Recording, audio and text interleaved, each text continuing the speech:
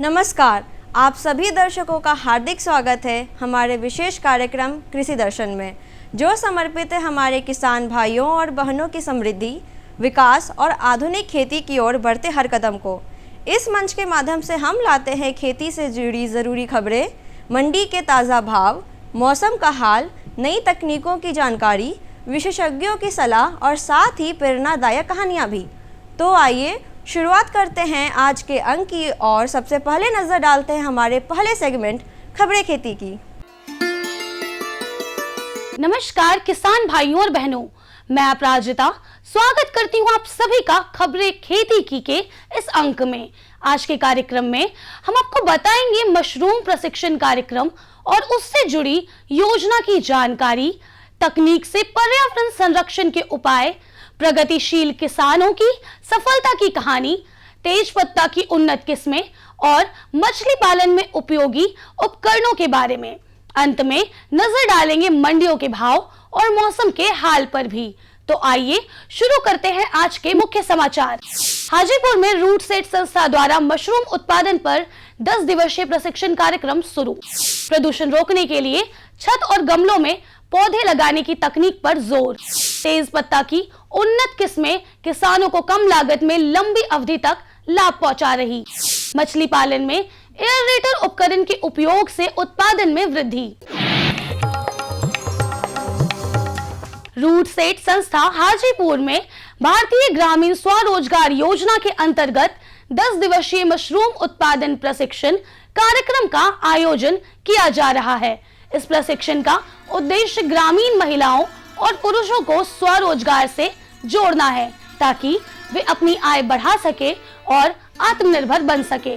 प्रशिक्षण में भाग लेने वालों के लिए निःशुल्क रहने और खान पान की व्यवस्था भी की गई है। ऑस्टर मशरूम कंपोस्ट बनाने के लिए सबसे पहले 10 केजी भूसा लेंगे, उसको वेस्टिन और फॉर्मलिन मिला करके भिगो तक 2 दिन तक रख देंगे। उसके बाद अभी हम लोग पैकिंग करेंगे ऑस्टर मशरूम को पोस्ट को। आदर्श है और मैं इस संस्था में ये मशरूम के बारे में सीखने के लिए आया हूँ और इसमें मशरूम को ये सिंचाई कैसे सही समय पर की जाती है उसके बारे में इसका जो अंतिम समय है वो 45 से 60 दिन तक का होता है और ये एक बेहतरीन परफॉर्मेंस के साथ ये फायदेमंद चीज़ है मशरूम। किसान भाइयों, प्रदूषण को कम करने और वातावरण को शुद्ध रखने के लिए पौधे लगाना बहुत जरूरी है।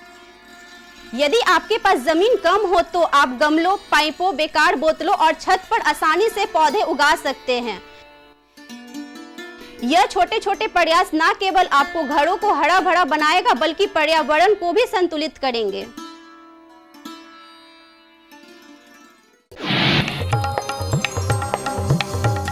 वैशाली जिले के हरिहरपुर गांव के प्रगतिशील किसान विनय कुमार गेंदा फूल की खेती करके अच्छी आय कमा रहे हैं। त्योहारों और मांगलिक अवसरों पर गेंदा की अधिक मांग रहती है, जिससे उन्हें लगातार लाभ मिलता है। सही समय पर बुवाई और कटाई से उनकी पैदावार और आमदनी दोनों बढ़ रही है। साथ ही वैशाली जिले के ही प्रगतिशील किसान कृष्ण बल्लू प्रसाद सिंह ने सरकारी योजना का लाभ उठाकर वर्मी कंपोस्ट इकाई शुरू की है। इससे न केवल उनकी आय बढ़ी बल्कि वे जैविक खेती को भी बढ़ावा दे रहे हैं। वर्मी कंपोस्ट खाद से मिट्टी की उर्वरता बढ़ती है और बेहतर फसल उत्पादन होता है। उनकी यह पहल दूसरे किसानों के लिए प्रेरणादायक है। किसान भाइयों, अब बात करते हैं तेज पत्ता की। यह एक महत्वपूर्ण मसाला है जो स्वाद और सेहत दोनों के लिए लाभकारी है। इसकी खेती एक बार करने पर कई सालों तक पैदावार देती है और लागत भी कम आती है। तेज पत्ता की उन्नत किस्मों में लॉरस नोबिलिस अपने सुगंधित पत्तों के लिए, लॉरस अजोरिका औषधीय गुणों के लिए और तिरंगा सेज प्लांट सजावटी उपयोग के लिए जानी जाती है। तेज पत्ता की खेती से किसान लंबी अवधि तक स्थायी आय प्राप्त कर सकते हैं।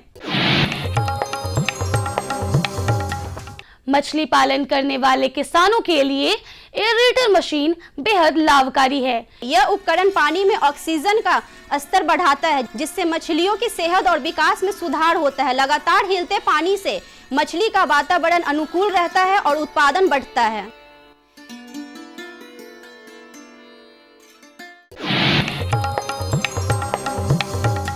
आइए अब एक नजर डालते हैं पटना की प्रमुख मंडियों पर और जानते हैं अनाजों के ताजा बाजार भाव।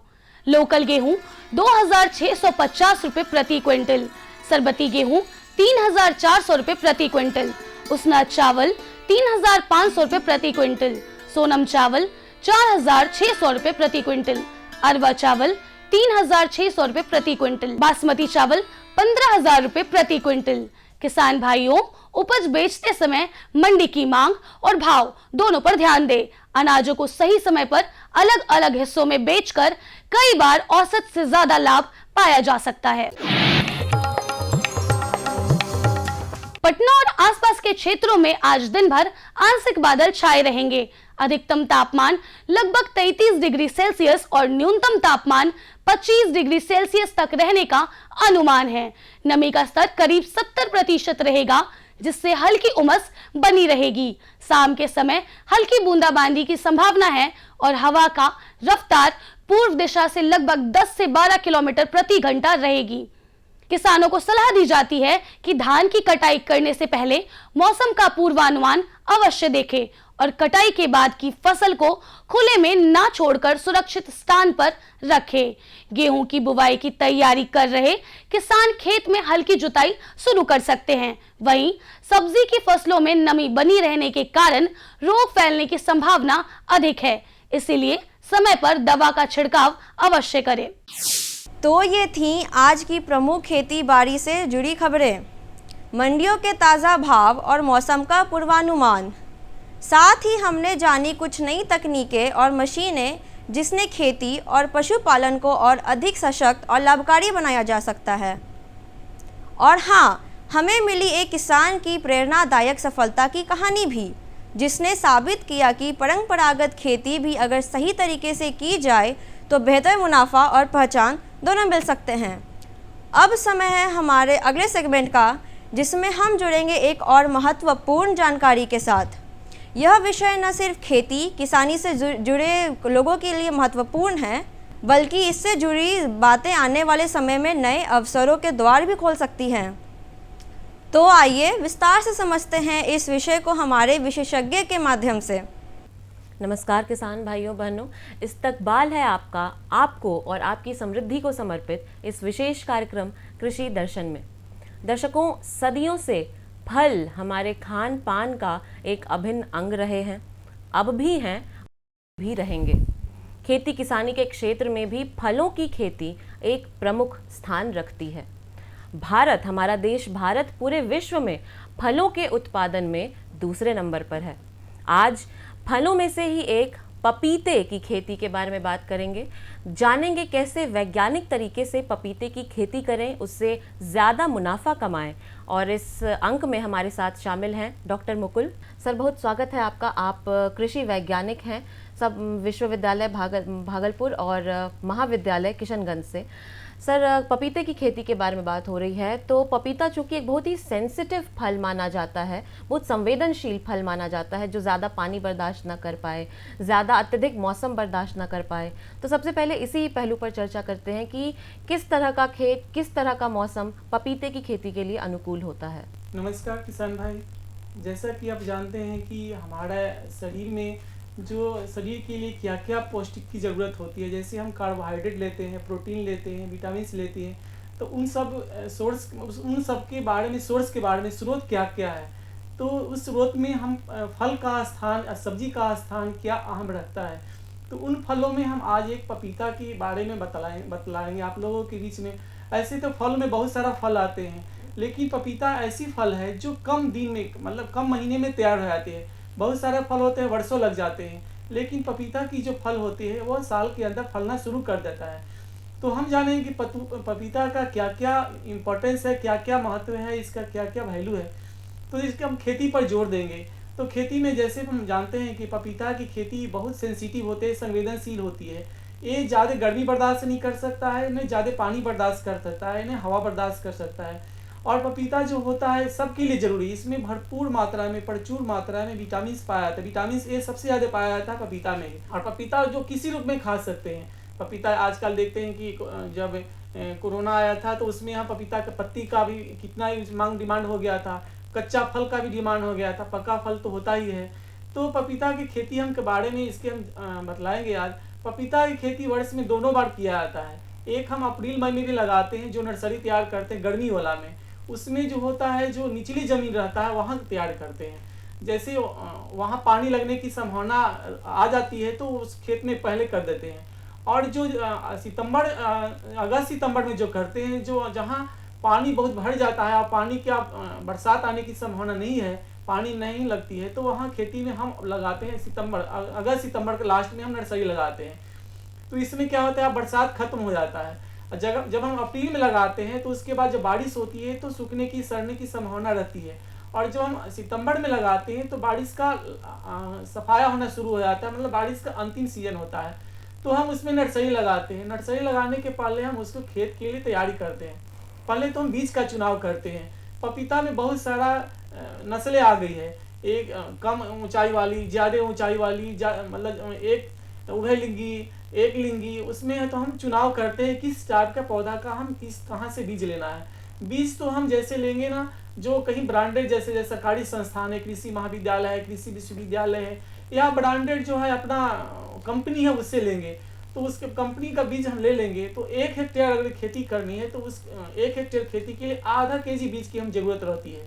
तो आधा केजी बीज के लिए हम नर्सरी पहले तैयार करते हैं। नर्सरी के लिए बेड तैयार करते हैं। बेड के लिए स्वाभाविक बात है, कोई भी नर्सरी तैयार करेंगे तो ज़मीन से उसका ऊंचा रखना चाहिए।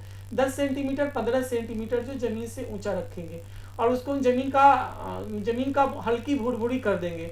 और हल्की भुरभुरी करने के लिए उसमें हम पहले सरी गोबर खाद डाल देंगे। और सरी गोबर खाद डालने से क्या होता है, मिट्टी के साथ मिलाने से भुरभुरी हो जाती है। और उसके बाद जो मेन खेत रहता है उसमें हम कंपोस्ट वगैरह डाल के और जुताई कर देते हैं। कंपोस्ट में जो रहता है, पपीता में कंपोस्ट नाइट्रोजन, अगर एक पपीता में अगर लेना है, सिंगल पपीता का पौधा है तो उस हिसाब से हम एक पपीता का पौधा में हम 200 ग्राम नाइट्रोजन लेंगे, 250 ग्राम फॉस्फोरस लेंगे और 500 ग्राम पोटास एक पपीता के हिसाब से डालेंगे। और हम 1 हेक्टेयर खेती करनी है तो 2500 से 2600 पौधा लगेंगे 1 हेक्टेयर खेती करने में। उसी हिसाब से हम फर्टिलाइजर का डोज देते हैं। सर, आपने समझाया कि किस प्रकार बीज का चुनाव करें और खेत को तैयार करें पपीते के उत्पादन के लिए, और साथ ही आपने समझाया कि किस तरह का मौसम और कितना पानी अनुकूल होता है पपीते के उत्पादन के लिए।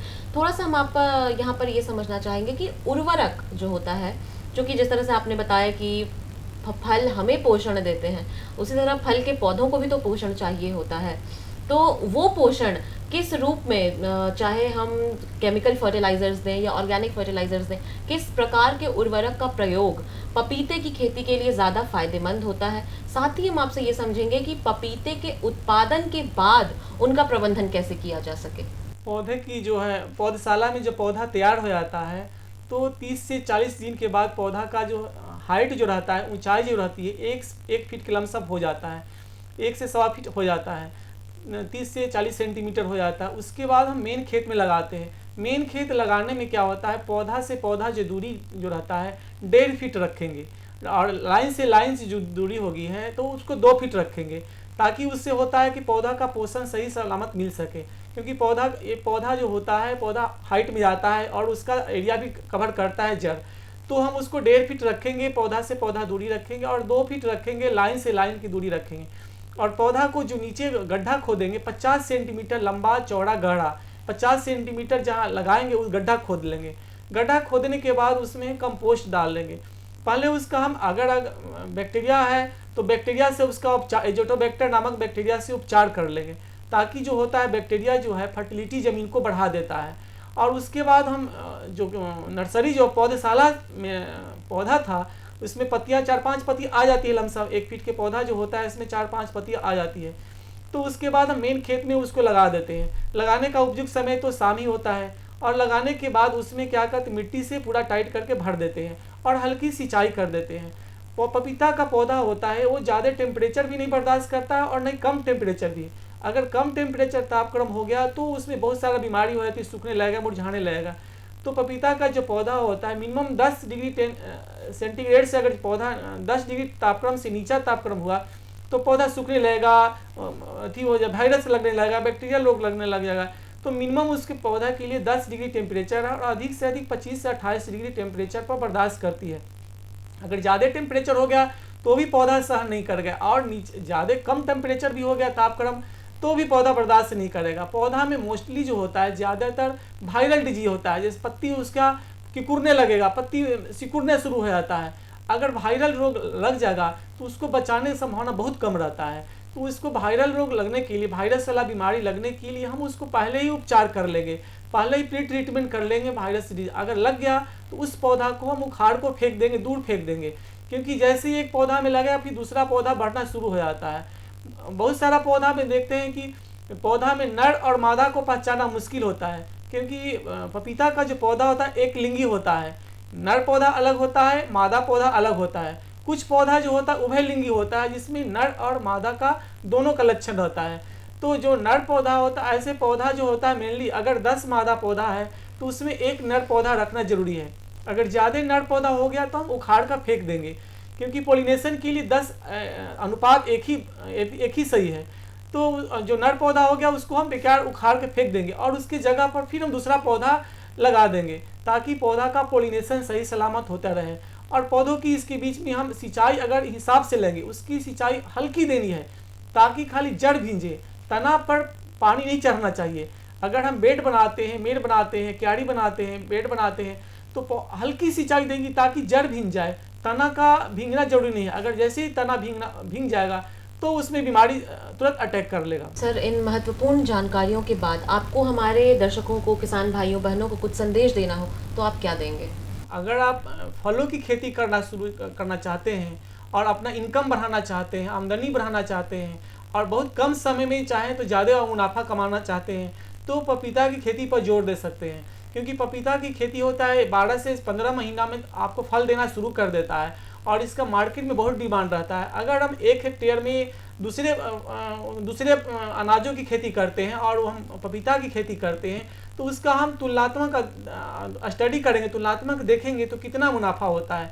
अगर 1 हेक्टेयर खेती पपीता की करेंगे तो उसमें आपको 25 से 30 टन आपको फल प्राप्त होगा। 25 से टन फल का आप समझ रहे हैं मार्केट में कितना वैल्यू है। पपीता का जो फल होता है सालों वर्ष में 50 से कम कभी नहीं मार्केट में वैल्यू होता है, 50-60 रुपये पर केजी के हिसाब से बिकता है और 1 हेक्टेयर में आपको 25 से 30 टन पैदावार होती है। तो समझ सकते हैं कि इसका मुनाफा कितना होता है, कि कम समय में आपको ज़्यादा से ज़्यादा मुनाफा होता है। हम किसान भाइयों से यही आपसे आग्रह करेंगे कि फलों की खेती में पपीता की खेती करके देखें और अपना आमदनी बढ़ाने के लिए अपना ठीक करें। सर, पपीते की खेती के बारे में इतनी विशिष्ट जानकारियां उपलब्ध कराने के लिए बहुत धन्यवाद आपका। तो दर्शकों, ये थे डॉक्टर मुकुल, जिन्होंने विस्तार से आपको जानकारी दिया कि किस तरह से पपीते की खेती की जा सकती है जिससे अधिक से अधिक लाभ, मुनाफा कमाया जा सके। जैसा कि हमने आपको शुरू में बताया था कि हमारा देश भारत फलों के उत्पादन में विश्व में दूसरे स्थान पर आता है, तो हम क्यों पीछे रहें। फलों की खेती में ज़रूर आप अपने आप को शामिल करें और अगर फलों की खेती करने की आप सोच रहे हैं तो पपीते के बारे में जैसा कि इन्होंने बताया कि समय कम लगता है, लागत कम लगती है और मुनाफा अधिक होता है। ज़रूर इस बारे में आप सोचें, इस विकल्प को चुनें और अपनी खेती किसानी के क्षेत्र में लगातार उन्नति करते रहें, समृद्धि करते रहें, आर्थिक विकास की तरफ आपके कदम अग्रसर हों। इसी संदेश के साथ इजाज़त लेते हैं आपसे आज के अंक के लिए। अगले अंक में फिर मिलेंगे एक नई चर्चा, नए विषय, नए मेहमान के साथ। तब तक के लिए नमस्कार। विशेषज्ञ से मिली ये उपयोगी जानकारियाँ निश्चित रूप से आपके लिए लाभकारी सिद्ध होंगी। अब समय है एक छोटे से विराम का। आप कहीं जाइएगा मत, क्योंकि ब्रेक के बाद हम लौटेंगे और भी रोचक और उपयोगी जानकारी के साथ। बने रहिए हमारे साथ कृषि दर्शन में। हर जोखिम से निकल कर फसल आए, सुरक्षित हो जाए। फसल बीमा से हर किसान अब आत्मनिर्भर हो जाए। अब सूखा पड़े या बाढ़ आ जाए, कोई डर नहीं। अब ओले पड़े या कीट पतंगे फसल खा जाए, कोई फिक्र नहीं। अब कैसी भी आपदा हमारी फसल पे आ जाए, क्षति होने पर हमारे दावों का उचित भुगतान मिलता है, क्योंकि हमने लिया है प्रधानमंत्री फसल बीमा। बुआई से फसल कटाई तक हर जोखिम का दावा, न्यूनतम प्रीमियम पर अधिकतम भुगतान का वादा। योजना से हर साल जुड़ रहे हैं 5 करोड़ से ज्यादा किसान। अब आपकी है बारी। नजदीकी कृषि कार्यालय, सहकारी समिति, बैंक शाखा, अधिकृत बीमा कंपनी या जन सेवा केंद्र में स्वेच्छा से करा सकते हैं पंजीकरण। फसल बीमा पोर्टल या फसल बीमा ऐप द्वारा भी किया जा सकता है पंजीकरण। ब्रेक के बाद एक बार फिर से आपका स्वागत है हमारे खास कार्यक्रम कृषि दर्शन में। अब पेश है हमारा अगला सेगमेंट, एक संक्षिप्त लेकिन ज्ञानवर्धक फीचर फिल्म, जिसमें हम देखेंगे खेती से जुड़े महत्वपूर्ण विषय पर एक रोचक प्रस्तुति। तो आइए देखते हैं आज की यह विशेष फिल्म। मधु क्रांति, एक नए युग का आगाज। मधु क्रांति विकास के नए रास्ते खोल रही है, मधुमक्खी पालकों के जीवन स्तर को बेहतर बना रही है, साथ ही पूरी दुनिया में शहद के क्षेत्र में भारत को एक नई पहचान दिला रही है। भारत सरकार मधुमक्खी पालकों की आय को बढ़ाने और उन्हें आत्मनिर्भर बनाने के उद्देश्य से देश में मधुमक्खी पालन के संवर्धन और विकास के लिए सभी आवश्यक सहायता प्रदान कर रही है। किसान तरक्की की राह पर आगे बढ़ रहे हैं। मधुमक्खियां न सिर्फ शहद देती हैं, बल्कि पर्यावरण और कृषि के लिए भी आवश्यक हैं। यूं तो भारत में लंबे समय से लोग मधुमक्खी पालन का काम पारंपरिक तरीकों से करते आ रहे हैं, लेकिन आज के समय में इस क्षेत्र में अपार संभावनाएं भी हैं और जरूरत भी है। मधुमक्खियों की इसी जरूरत और योगदान का जश्न मनाने और इसे और बारीकी से समझने के लिए ही मनाया जाता है विश्व मधुमक्खी दिवस। इसी आवश्यकता को समझते हुए 2020 में राष्ट्रीय मधुमक्खी पालन और शहद मिशन की शुरुआत हुई। उद्देश्य स्पष्ट था, मधुमक्खी पालन के कार्य को वैज्ञानिक और तकनीकी रूप से विकसित करना और ज्यादा से ज्यादा लोगों को इसके लिए प्रोत्साहित करके मधु क्रांति के सपने को साकार करना। मधुमक्खी पालन से मिलने वाले उत्पाद जैसे शहद, बी वैक्स, रॉयल जेली और पॉलन आदि कई क्षेत्रों में प्रयोग किए जाते हैं। न केवल ये देश के किसानों के लिए आय बढ़ाने का एक साधन बना है, बल्कि तमाम लोगों के जीवन को बेहतर बनाने के साथ साथ देश के आर्थिक विकास में भी योगदान दे रहा है। 2013-14 में उत्पादन 76,000 मीट्रिक टन से बढ़कर 2022-23 में 1,40,000 मीट्रिक टन से अधिक हो गया है। 2013-14 में शहद का निर्यात 28,000 मीट्रिक टन से बढ़कर 2022-23 में 79,928 मीट्रिक टन से अधिक हो गया है। 3 विश्व स्तरीय अत्याधुनिक टेस्टिंग लैब और 31 मिनी शहद टेस्टिंग लैब स्थापित हुई। राष्ट्रीय मधुमक्खी पालन और शहद मिशन की कामयाबी सिर्फ आंकड़े ही बयान नहीं कर रहे, कहानियां खुद इसकी सफलता की बानगी पेश कर रही हैं। मैंने 1990 में मधुमक्खी पालन शुरू किया, 2 बॉक्स से शुरू किया और आज हमारे पास लगभग 4,200 बी बॉक्सेस हैं। लगभग 17 तरह के हनी हम लोग प्रोड्यूस करते हैं, जो डिफरेंट एरियाज़ में बी को माइग्रेट करके प्राप्त होते हैं।